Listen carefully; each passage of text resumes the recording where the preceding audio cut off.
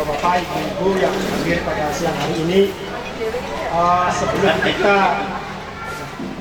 berdiskusi terkait tema yang akan kita angkat pada sore hari ini, perlu kiranya diketahui bahwa diskusi panel itu yang diselenggarakan oleh pengurus cabang Ikatan Sarjana Nahdlatul Ulama merupakan diskusi rutin tiap bulan.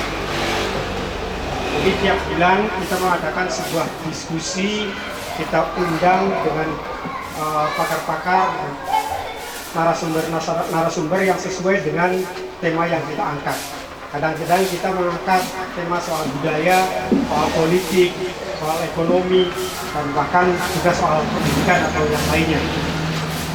Pada sore hari ini yang kebetulan juga sekaligus memperingati Hari Santri Nasional SN, kita ingin mengangkat sebuah tema diskusi tentang ekonomi mandiri di masyarakat Kabupaten Cirebon. Jadi pertanyaannya cukup sederhana sebenarnya yang akan kita bahas pada sore hari ini. Apa yang harus kita lakukan untuk menyejahterakan masyarakat di tengah kondisi yang pertama, kabupaten kita itu termasuk kabupaten yang dalam peringkat keempat termiskin se-Jawa Barat. Yang kedua, PAD Kabupaten Cirebon kita itu sangat kecil sekali, sehingga tidak bisa mengangkat atau program-program yang dilakukan atau dirumuskan oleh pemerintah daerah tidak berjalan secara maksimal.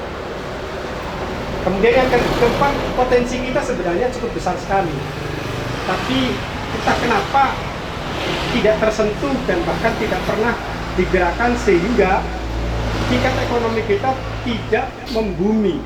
Artinya tidak kemudian bisa dijadikan sebagai rujukan dari berbagai daerah yang kemudian mereka tertarik dengan kecirebonan itu. Padahal dalam konteks sejarah, dulu orang banyak tertarik dengan Cirebon itu karena faktor ekonominya.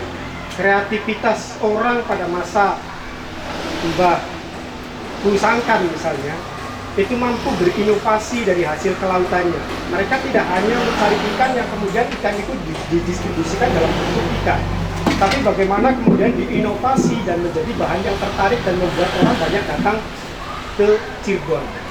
Bukan hanya tingkat di wilayah Nusantara saja, tetapi juga bahkan di tingkat internasional. Kedatangan Islam ke sini juga menjadi bagian salah satu bukti bahwa ada ketertarikan di Cirebon selain soal dakwah keagamaan, juga soal muatan ekonomi yang cukup kreatif.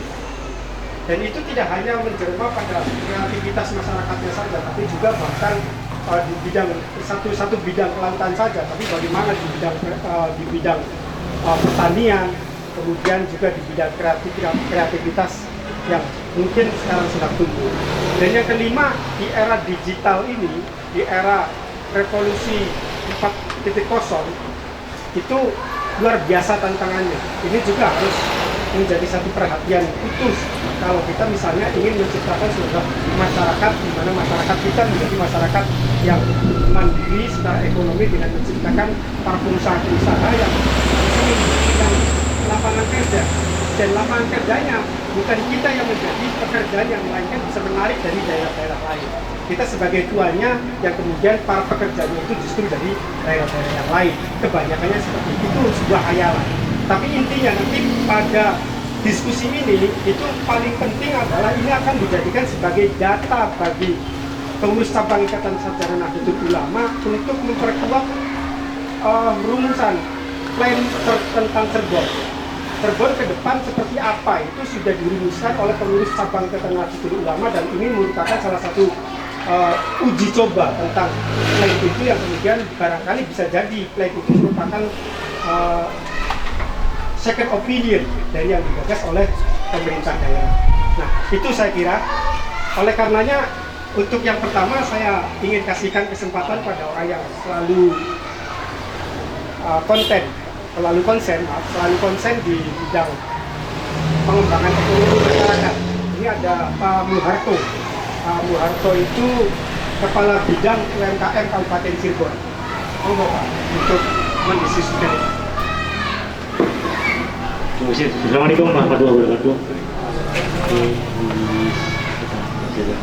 Aku Kapolres Cirebon, Mijan, Mas Eki, Bu Endang, dan para hadirin yang saya hormati. Terima kasih. Kali ini kita untuk berusaha berarti untuk kita diskusi tentang ekonomi kerakyatannya.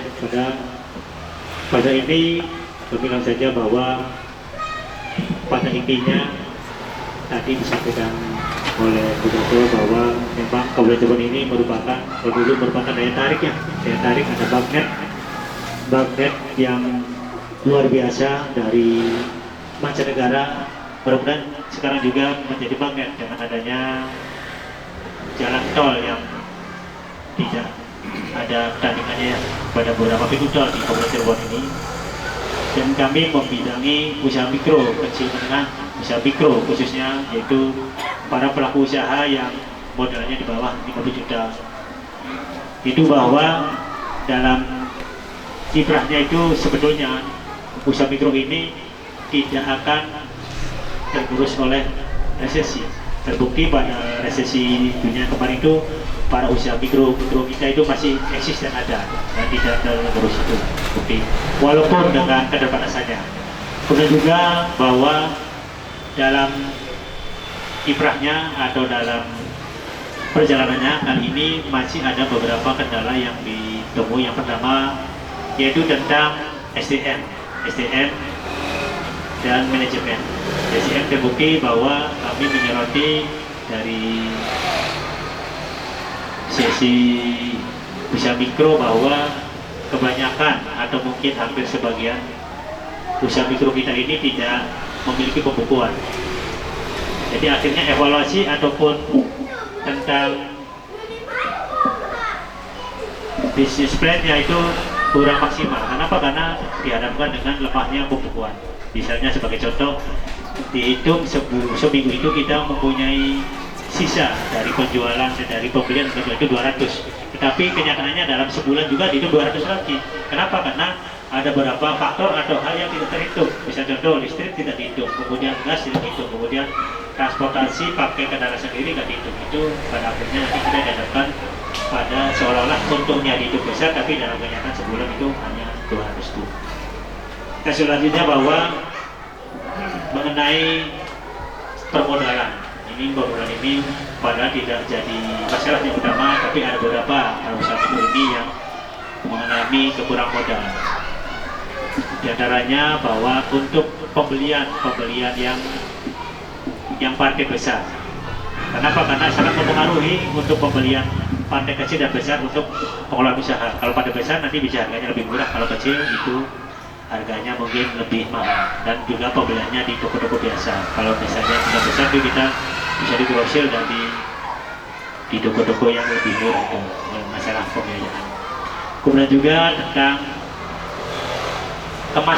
kemasan produk di kita ini masih sederhana, walaupun yang kemasan sederhana juga masih laku, tetapi kita melihat segmen apakah segmen menengah atau segmen atas atau segmen yang paling dasar, itu misalnya sekolah atau apapun, itu bisa pakai kemasan atau plastik biasa. Jadi kalau misalnya kita ke toko yang biasa itu kemasannya kita harus berubah, apalagi kita ke toko modern itu tentang kemasan. Kemudian juga tentang pemasaran, masih dalam hal ini kita dihadapkan dengan pemasaran masih sederhana dari rumah ke rumah ataupun dari toko ke toko.